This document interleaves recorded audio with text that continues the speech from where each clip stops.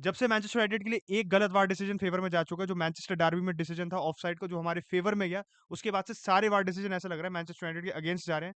क्योंकि भाई आज जो कैसेमीरो का रेड कार्ड था, कोई मेरे को भाई ढंग से समझा दो कि वो रेड कार्ड कैसे है। क्योंकि जो भसड़ शुरू हुई, जो पूरी लड़ाई शुरू हुई, उसका रूट कॉज था जेफरी श्लप, जिसने छाती से एंटनी को पूरा साइड में ढकेल दिया। कुछ जरूरत नहीं थी उस एक्शन की, वो वायलेंट कंडक्ट था। उसके बाद कैसेमीरो आया एंटनी के डिफेंस में, पूरी भसड़ उस वजह से शुरू हुई। और उस बीच में, उस आप कह सकते हो 3-4 मिनट के स्पैन में, जो कैसेमीरो ने सिर्फ 2 सेकंड के लिए विल ह्यूज को कंट्रोल करने के लिए, लड़ाई आगे ना बढ़ने के लिए, उसने जो गले पे हाथ रखा, और गले पे हाथ रख के अग्रेसिवली भी नहीं देखा कि उसको थ्रेटन करने के लिए, बस उसे कंट्रोल होल्ड ऑफ करने के लिए रखा, उसको आप रेड कार्ड दे रहे हो। वैसे तो एंडी कैरल की जो टैकल थी क्रिस्टियन एरिक्सन पे, वो रेड कार्ड क्यों नहीं था? इब्राहिम कोनाटे ने मैकेलिस्टर पे, ब्राइटन के अगेंस्ट चैलेंज किया था लिवरपूल पे, और उसको रेड कार्ड भी नहीं मिला था। रेड कार्ड क्या, येलो कार्ड भी नहीं मिला था। तो फिर क्या होता है रेड कार्ड, मुझे ये बता दो, क्योंकि मुझे समझ नहीं आता भाई वायलेंट कंडक्ट क्या होता है, और व्हाट इज वायलेंट कंडक्ट। अगर ये वायलेंट कंडक्ट है तो हर चीज वायलेंट कंडक्ट है इस हिसाब से, तो मेरे भाई समझ से परे है। बट बस खुशी की बात ये है कि यूनाइटेड वॉन द मैच, और कैसे भी करके हम जीत गए भाई। लिसांड्रो मार्टिनेज की आप कह सकते हो one of the best defensive performances this season by Lisandro Martinez. भाई उसके 5 क्लियरेंसेस थे आज, he was everywhere on the pitch. Corners में भी उसके क्रूशल रोल था, चाहे हमने कॉर्नर से गोल खाया, बट कॉर्नर से भी क्रूशल रोल था उसका। हमेशा लास्ट डिच टैकल करने में लिसांड्रो मार्टिनेज सबसे आगे था, और उसके साथ साथ मार्सेल सेबिट्जर ने डेब्यू पे भी अपने डिफेंसिव कंट्रीब्यूशन दिखा दिया। और जो रीजन था जिसलिए यूनाइटेड मार्सेल सेबिट्जर को लेके आई है, जो एरिक्सन की कमियां को ओवरकम कर सकता है, वो playing in the same position, क्योंकि वो डिफेंसिव कंट्रीब्यूशन का जो प्रेसिंग के एस्पेक्ट में और टैकलिंग नंबर्स है, वो उसने आज दिखा दिया। सर्कमस्टेंसेस बेस्ट नहीं थे सेबिट्जर के आने के लिए, बट स्टिल हमें दिख गया कि हम सेबिट्जर से क्या एक्सपेक्ट कर सकते हैं इस 6 महीने में, और उससे ज्यादा रुकता है तो और भी बढ़िया। This is anything to go by, तो मेरे हिसाब से ये एक पॉजिटिव साइन था, एक पॉजिटिव स्टार्ट था सेबिट्जर के लिए। बट सबसे बड़ा टॉकिंग पॉइंट पूरे मैच का था कैसेमीरो का रेड कार्ड। कैसेमीरो का फर्स्ट स्ट्रेट रेड कार्ड है इन यूरोपियन फुटबॉल। वो 2013 से यूरोप में खेल रहा है, मड्रिड के लिए ऑब्वियसली खेल रहा था 9 साल से, और मड्रिड में वो 2 रेड कार्ड खा चुका था, बट डबल येलो कार्ड्स थे वो, not a straight red card. तो ये पहला स्ट्रेट रेड कार्ड है कैसेमीरो जैसे प्लेयर का। और मेरा दोस्त कह भी रहा था कि कैसेमीरो के पास एक इनविजिबिलिटी क्लोक है, जो मड्रिड में था, वो हमेशा अपनी बस किलर स्माइल देता था, और उस वजह से उसको रेड कार्ड नहीं मिला था। बट आज वो काम नहीं आया। बट कैसेमीरो के रेड कार्ड से पूरे मैच का जो मोमेंटम था, पूरे आप कह सकते हो पूरी जो हमारी इंटेंट थी, पूरा हमारा जो प्लेइंग स्टाइल था, पूरा आप कह सकते हो उल्टा हो गया था। क्योंकि यूनाइटेड क्या और क्रिस्टल पैलेस का जो बैलेंस ऑफ पोजीशन था उस रेड कार्ड था, it was around 65% to 35%। And जब मैच खत्म हुआ तो that ended in 52% in United favour और 48% क्रिस्टल पैलेस का। तो मैच इवन आउट हो चुका था पूरे, आप कह सकते हो उस मोमेंट के बाद। आधा घंटा यूनाइटेड ने डिफेंड करा almost, that was completely in our own box. Counter पे हम खेलने की कोशिश कर रहे थे। गर्नाचो को टेन हैग लेके आया था to bring some attacking intent, फिर बट गर्नाचो को सब वापस सब्स्टिट्यूट करना पड़ा जब हम लिंडलॉफ और मैगवायर को ले आए थे। 4 सेंटर बैक से हम खेल रहे थे, हमने ऑलमोस्ट बैक फाइव बना ली थी। और सबिट्जर भी जब आया था तो वो एज अ सीडीएम ही ऑपरेट कर रहा था, क्योंकि कैसेमीरो का वो वॉइड था, उससे हम रिकवर नहीं कर पाए। और पूरे ट्रांजिशन पे it was one way traffic. मेरे दिमाग से भाई आगे नहीं बढ़ा जा रहा मेरे वो रेड कार्ड इंसिडेंट से, क्योंकि भाई पूरा आपने वीडियो देखा होगा, उस वीडियो में ये भी आया था, एक पर्टिकुलर इंसिडेंट आया था जब जॉर्डन आयू ने फ्रेड की गला पकड़ा हुआ था, तो सेम चीज जॉर्डन आयू ने करी, बट वो पॉइंट आउट नहीं हुई। और जो मैं सबसे पहली चीज कह रहा हूँ, जिससे पूरी चीज शुरू हुई, जो पूरी चीज अवॉइड हो सकती थी, वो जेफरी श्लप ने जब साइड लाइन पे बॉल बाहर जा रही थी, तो एंटनी को जो छाती थी, वो एंटनी जाके साइड लाइन में पड़ा, और उसको रेफरी ने इग्नोर कर दिया। उसके बाद जो हुआ, उस बीच में 20 प्लेयर आ रखे, पूरी टीम आ रखी है, पूरी भसड़ चल रही है।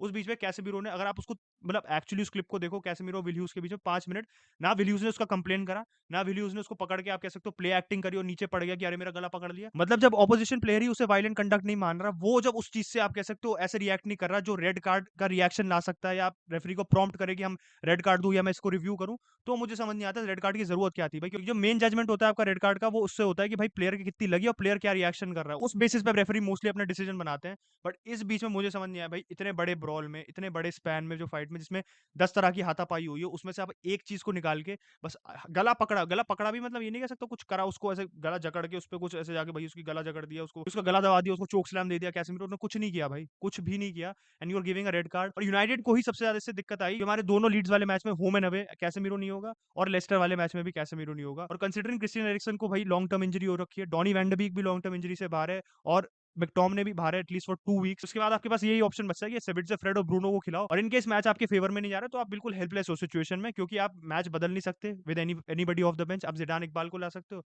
कॉबी मेनू को ला सकते हो, बट क्या उनका इंपैक्ट कंसिस्टेंट बेसिस पे हो सकता है? क्या आप उन पे एज यंगस्टर्स रिलाई कर सकते हो कि वो आके भाई आपको एक सॉलिडिटी प्रोवाइड करे? और उनमें से दोनों में से कोई सीडीएम नहीं है, तो कायदे से इस समय आप मेक शिफ्ट सीडीएम, जैसे मैकटॉम ने फ्रेड को खिलाते थे, इस समय फ्रेड और सेबिट्जर को खिलाएंगे। बस ये है कि सेबिट्जर प्रेसिंग में और फ्रेड दोनों आप कह सकते हो दोनों की प्रेसिंग इंटेंसिटी बराबर है और सेबिट्जर के defensive actions are actually good, they are better than McTominay, plus Sabitzer has a passing range, long passing range उसकी काफी अच्छी है।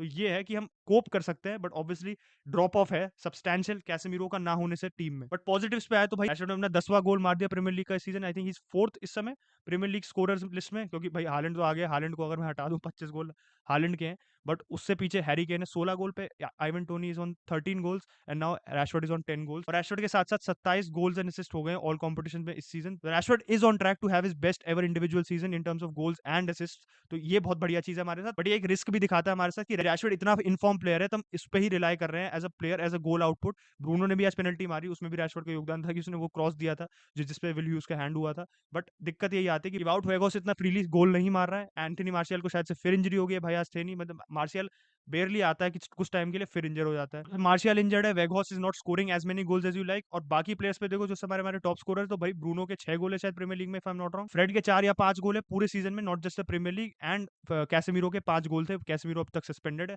तुम्हारी गोल थ्रेड मिडफील्ड से जो आ रही थी उसका 100 से एक्चुअली कैसेमीरो को एज अ गोल थ्रेड भी देखो, जो एक्चुअली आपको कंसिडर करना पड़ेगा, जो बहुत लोग ध्यान नहीं देते इस चीज पे। तो वो भी हमारे लिए से 3 मैच के लिए छीन दी गई है, आई वुड से छीन दी गई है। बस आई थिंक यूनाइटेड को इस डिसीजन को अपील करना चाहिए, क्योंकि पूरी लड़ाई के कॉन्टेक्स्ट में कैसेमीरो का रोल मिनिमल था। बट अब यूनाइटेड से आगे बढ़ते हैं, क्योंकि हम मैच जीत गए, that was the saving grace. अब हम मैच जीत गए, we are third right now, क्योंकि न्यूकासल ने वेस्ट हैम के साथ ड्रॉ कर लिया, तो हम न्यूकासल से 2 पॉइंट आ गए इस समय।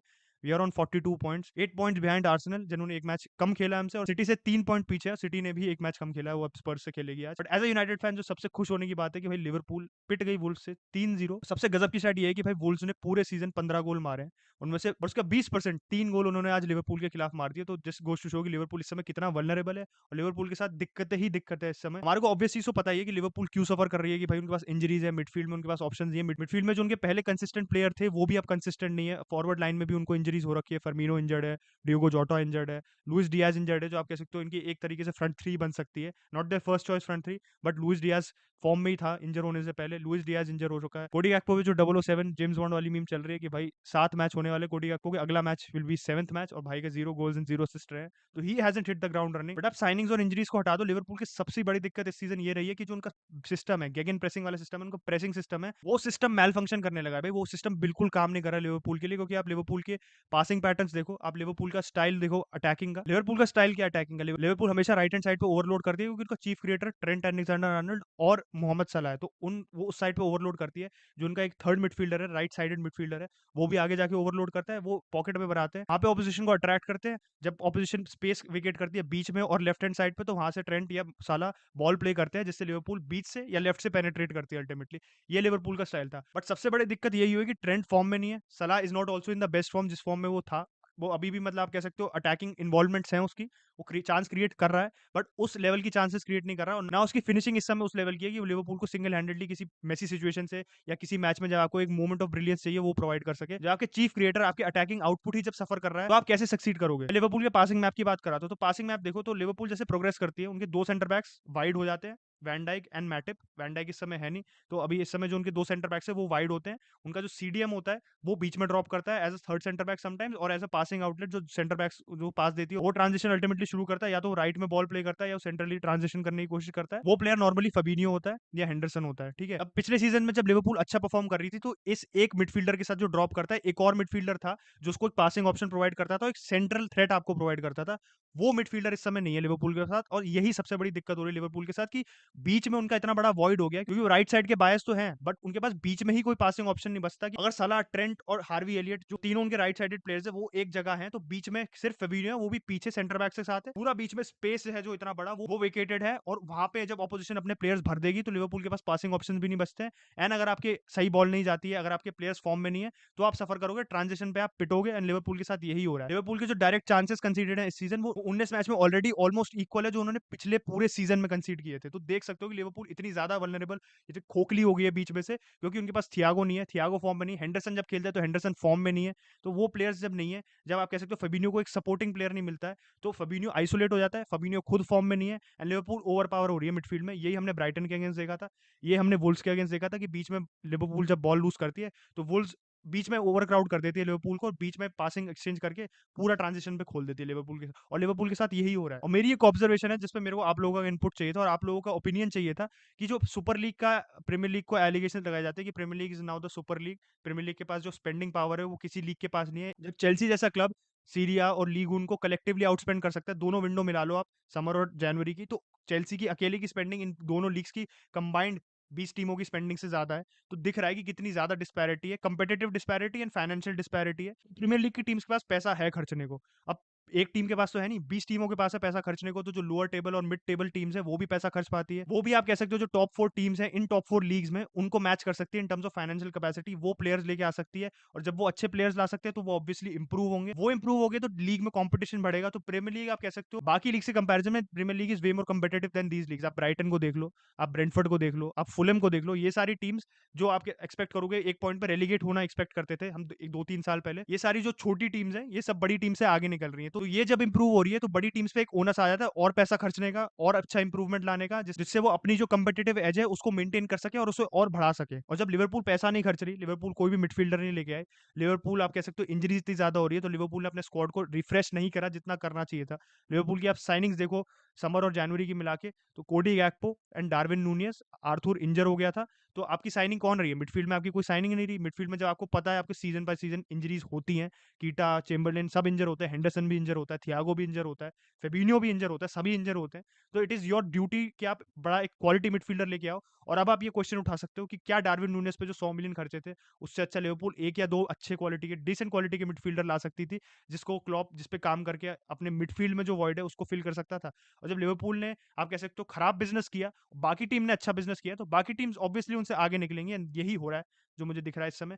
Fulham is better than Liverpool right now, Brentford is better than Liverpool right now, Brighton is better than Liverpool right now because of their business, because उनके पास जो इंक्रीज इंप्रूव्ड फाइनेंसेस आए हैं उनको अच्छे से खर्चा उन्होंने। और ये जाहिर सी बात है कि भाई फुलहम, ब्राइटन और ब्रेंटफोर्ड पे लिवरपूल से बेहतर फाइनेंसेस नहीं होंगे, Liverpool have better finances than him. और जब लिवरपूल का अच्छी ट्रांसफर स्ट्रेटेजी है, अच्छा स्काउटिंग बिजनेस है, उसका आप यूटिलाइज नहीं करोगे, लिवरपूल ने माइकल एडवर्ड्स को ढंग से रिप्लेस नहीं किया, लिवरपूल अब सफर कर रही है, तो Liverpool is going to fall behind. And इसमें आप क्लॉप को गाली दे दो कितनी भी, बट उसमें आपकी बोर्ड की भी रिस्पॉन्सिबिलिटी आती है, जैसे यूनाइटेड के केस में भी होता है, बोर्ड की रिस्पॉन्सिबिलिटी भी आती है और क्लॉप पे भी रिस्पॉन्सिबिलिटी आती है, क्योंकि उसने अपना सिस्टम और अपना प्लेइंग स्टाइल इतना रिमैप नहीं किया in comparison to other teams. अब मेरे को इस समय आई थिंक फाइनल चीज जो मैं कहना चाहूंगा, ग्वार्डियोला की लाइन याद आती है, मैं वर्ड बाय वर्ड नहीं कह रहा, बट ग्वार्डियोला ने ये कहा था कि you can not win consistently with the same set of players, आपको स्क्वाड को हमेशा अपडेट करना पड़ेगा, रिवैम्प करना पड़ेगा, तभी आप जीत सकते हो। क्योंकि प्लेयर्स में टेंडेंसी होती है कि अगर वो एक बार चीजें जीत जाते हैं तो उनकी डिजायर कहीं ना कहीं कम होती जाती है, उनका पैशन एंड उनकी इंटेंसिटी कहीं ना कहीं कम हो जाती है। एंड आई थिंक लिवरपूल के साथ वही हो रहा है। They are a victim of their success, जो उनकी पहली सक्सेस थी, अब तो सक्सेसफुल नहीं, but they are a victim of their success.